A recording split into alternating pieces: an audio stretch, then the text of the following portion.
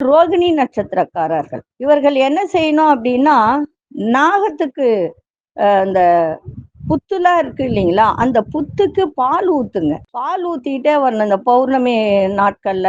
பௌர்ணமி நாட்கள்ல கண்டிப்பா செய்யணும். ரோகிணினா என்ன, சந்திரன் இல்லைங்களா. இப்போ சந்திரன் 15 நாள் வளரும், 15 நாள் தேயும்.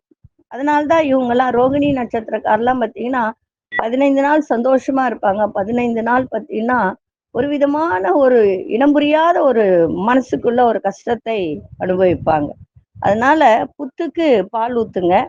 அதே மாதிரி நாகப்பழம் மரம் இருக்கு இல்லைங்களா, அது எங்கன்னா இருந்துன்னா தண்ணி ஊத்துங்க.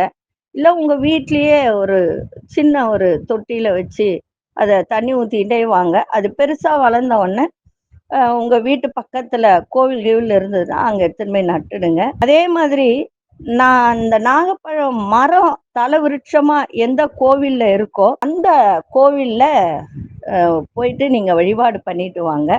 அதே மாதிரி ஆந்தை படம் ஒன்று வாங்கி அதை வச்சு தினசரி பாருங்க. தங்களுக்கு ஏற்படும் அனைத்து தோஷங்களும் நீங்கி வாழ்க்கையில வளம் பெற்று நீங்க சந்தோஷம் அடையலாம்.